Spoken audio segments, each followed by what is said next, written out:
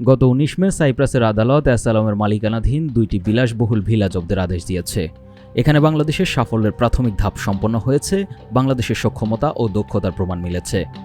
বাংলাদেশ কর্তৃপক্ষ প্রমাণ করেছে তারা মানি লন্ডারিংয়ের মাধ্যমে বিদেশে পাচারকৃত অর্থ ফেরত আনতে পারে। মূলত সাইপ্রাসে অ্যাসালমের সম্পত্তি জব্দ হয়েছে বাংলাদেশের মিউচুয়াল লিগ্যাল অ্যাসিস্ট্যান্স অনুরোধের ভিত্তিতে। এখন প্রশ্ন হচ্ছে, বাংলাদেশে জব্দকৃত সম্পত্তি ফেরত পাবে কিভাবে এবং আসলেই ফেরত পাবে কিনা।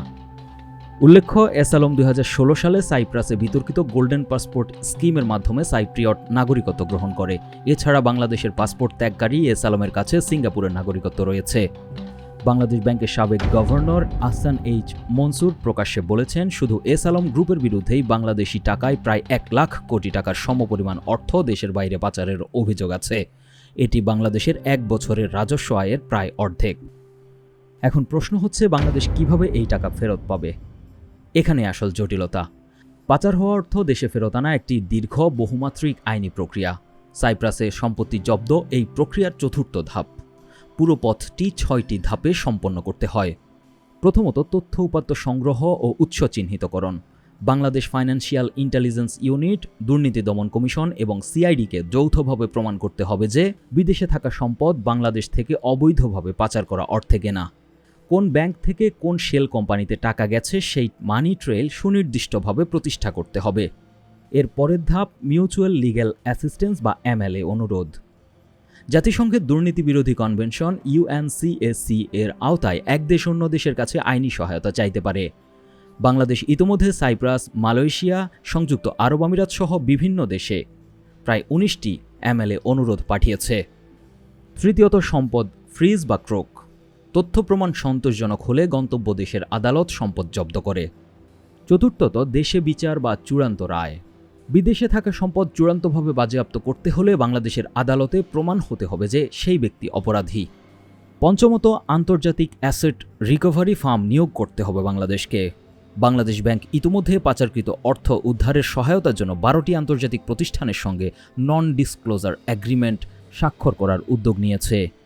এই ফার্মগুলো উদ্ধারকৃত অর্থের একটি অংশ কমিশনের বিনিময়ে আইনি লড়াই চালিয়ে দেশে আনার কাজ করবে। সর্বশেষ ধাপে রয়েছে সম্পদ ফেরত বা রিপাট্রিয়েশন। বাংলাদেশের আদালত চূড়ান্তভাবে সম্পদ বাজেয়াপ্তের রায় দিলে উভয় দেশের সরকারের মধ্যে চুক্তির মাধ্যমে সেই অর্থ বাংলাদেশের রাষ্ট্রীয় কোষাগারে ফেরত আনা হবে। এখন বাংলাদেশের সামনে রয়েছে বড় চ্যালেঞ্জ।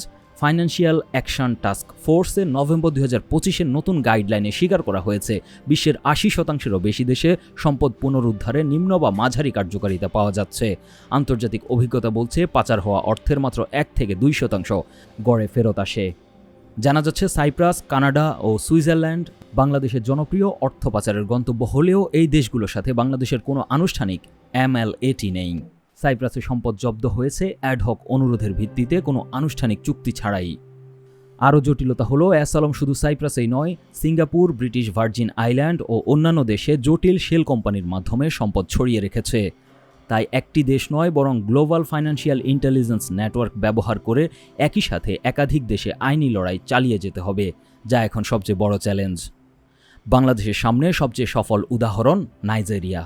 ২০০৫ সালে সাবেক স্বৈরশাসক আবাচার পাচার হওয়া $৭০০ মিলিয়ন সুইজারল্যান্ড থেকে ফেরত এনেছিল দেশটি, কিন্তু সেই প্রক্রিয়া সম্পন্ন হতে সময় লেগেছিল ১০ বছর। সাইপ্রাসের সম্পদ জব্দ একটি বড় কূটনৈতিক ও আইনি অগ্রগতি। এটি প্রমাণ করে বাংলাদেশের অনুরোধ আন্তর্জাতিক আদালতে গ্রহণযোগ্য হচ্ছে, কিন্তু জব্দ মানেই ফেরত নয়।